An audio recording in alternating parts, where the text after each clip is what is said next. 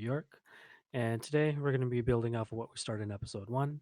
We're building out a simple superhero rock, paper, scissors type game where we're going to be able to choose a hero, be able to record the wins that that hero gains through playing rock, paper, scissors, and also record the popularity of which heroes are chosen. So, what we did last time was really just set up a simple GraphQL server. A lot of this is from it's just boilerplate code from the Apollo GraphQL documentation. So all we did was just really define this our first query, which is just a hello query, just returns back a string of hello world. So today we're going to be working on actually making this a little bit more useful. So first thing I want to go over, I did a little bit of setup right before starting this live stream, but I'll go through what I did. So last time we actually went on MongoDB Atlas and created a MongoDB cluster. Basically, the database that's going to be supporting this is MongoDB. I just created a quick cluster here. You can create one for free. They have a step-by-step process on how you can actually go ahead and do that. Their documentation pretty self-explanatory, so I'm not really going to go through that. I went ahead and copied over the MongoDB URI, which you can get if you go to network. Actually, you have to go to clusters, click connect, and if you click connect on your application, you'll get this connection string. And then you have this password here. You just replace it with whatever password you have. So I added that to an .env file here. Yeah, I'm showing off my password. It's super secure. It's Rahat123. Yeah, I'm going to change it later. But you just got to make sure you have that set up, and then you can give network access. Right now, I'm allowing anybody and any IP address to access this, but you can change this to be just your IP address if you decide to follow along these steps. So, did a couple other things. So, last time we wrote our type diffs and our resolvers inside of this file. I went ahead and created new files for resolvers and type defs and copied everything over from there. So we no longer need any of this stuff. We can just clean this out, make our index file a little bit more clean. Great. So now rather than defining our type diffs and resolvers in the index file, we're getting it from these two files. Let's just make sure that still works. Refresh our playground. And yep, we're still getting this very useless hello world query. That's fine. Now, before we can actually query stuff from our database, we need to add some stuff to it. So in order to add some stuff, we need to actually create a model for Mongoose. So within our source file, what we're going to do is create a new folder called models. Inside of models, we're going to have a superhero file. So superhero, what's going on? All right, superhero.js. Cool. So in here, we're going to bring in Mongoose. So I'm using Mongoose as the ORM. Obviously, I cannot speak today. So we're just going to import Mongoose from Mongoose. And we're going to say const hero equals mongoose dot model, and we're just gonna give it this hero name. And for now, we can just say it needs to just have a name, which is going to be a string. We'll add more stuff to this later. I forgot a comma over here. There we go. Added this exclamation mark. I'm so used to writing the GraphQL side. So the exclamation, as you may recall, I wrote that in the GraphQL query. That exclamation just means that we want the string to be required. There's a different way of actually doing that with Mongoose, but we won't worry about that too much here. So we're just going to say the hero has a name, and then uses will be a number.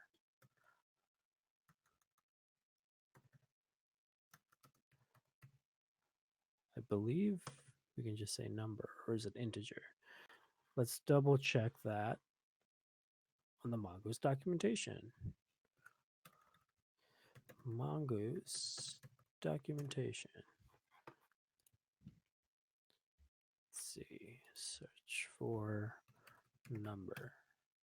Is it number? Yeah, number. I think. This seems a little bit different than the way I'm doing it.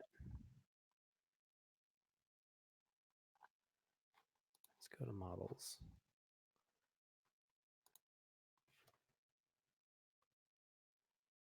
Hmm.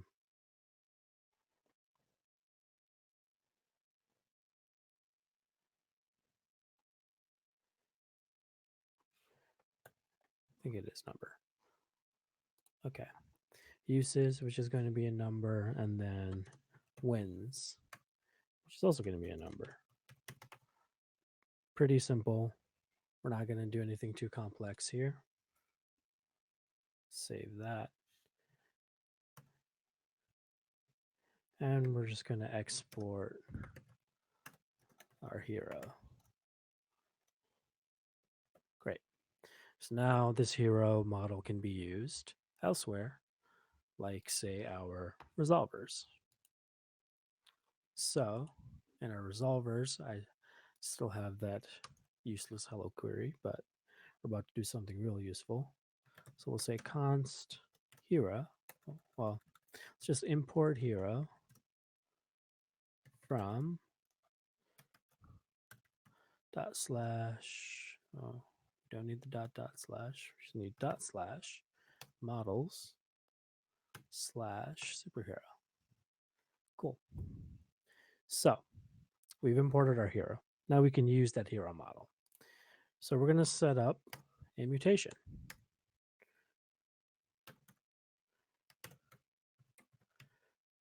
What do we want this mutation to do? Let's create a hero. So create hero is what we're going to call it. This is going to be an async function. So this takes a couple arguments. We're just going to focus on the first two. The first one is the parent. We don't really need access to it. Second one is arguments. So the arguments that we need access to. So if we go back, we need a name, uses, and wins. So name, uses, wins. Basically just destructuring out the arguments from this args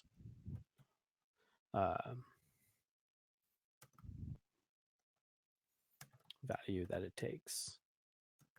Cool. So now we're going to say const hero with lowercase equals new hero with uppercase. And again, it's going to take name, uses, wins.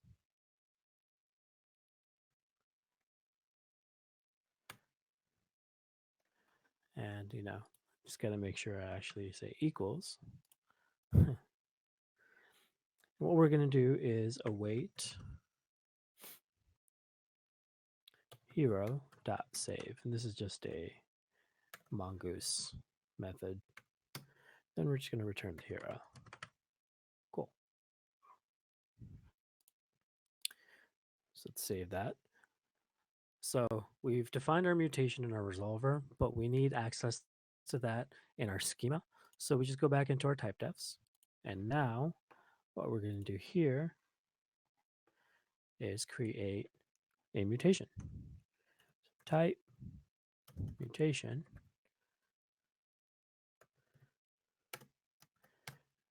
we called it create hero in our resolver. So it's just got to have that same name of create hero. And it's going to take a few arguments. So those arguments, like we defined before, is our name, which is a string, our wins, which is an integer, I believe is it integer or number? Let's see, GraphQL types. Now we gotta look up the GraphQL types, schemas and types. Let's see. Is it integer or number? Let's try to find integer. int. Wins is an int. Right? int. Yep.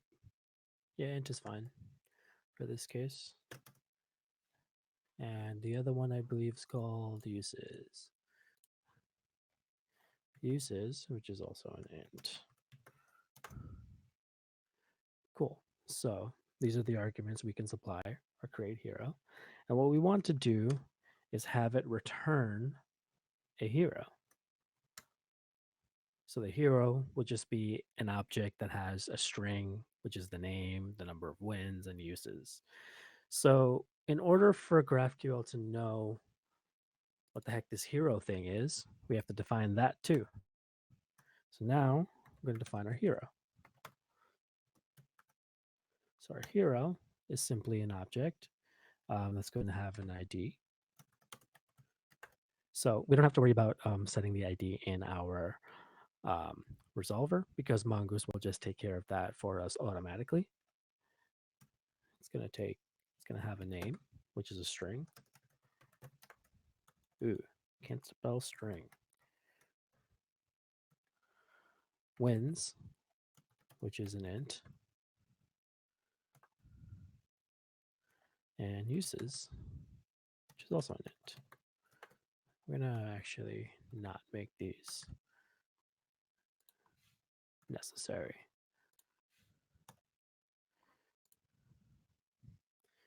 Great.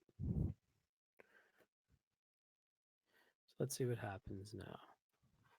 Let's just make sure everything is still working. Ooh, something is not working. Unknown type ID. Did you mean ID? Yes, I meant ID. Sorry. Whoops. It's got to be all caps everything. All right, looks like we're up and running. Let's head back over here. So now if I click and open my schema, I have this mutation. I have this type hero that's been added to my documentation, which is awesome. So let's make this mutation. Create hero. So name, we're going to make Iron Man because we love him 3000. And we'll start with 0 wins for now. We all got to start somewhere. And uses, start them off at 0. Great. And remember when I said that whenever we do this mutation in our resolver, we're going to return a hero. So I wanted to return the hero.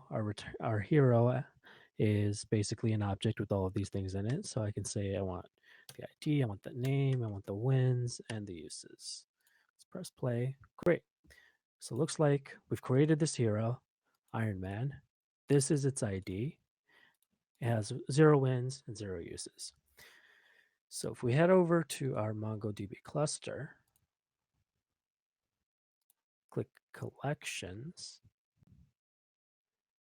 and voila, Iron Man has been saved into our MongoDB database. We have just created our first mutation. Amazing. So now what I want to do is make sure that we can actually query every hero that we add. Let's just add another hero, just so it looks a little nicer. So let's add Captain America. As you can see, I am a huge Marvel fan. We'll add some DC characters too. Let's put Batman in there, just cause. I'm gonna have Superman in there, and I'm just gonna add in my favorite, which is Moon Knight. He's not from DC. He's from Marvel. Great. So we've got a whole bunch of um, heroes in our database, and just to make sure that worked, let's refresh over here.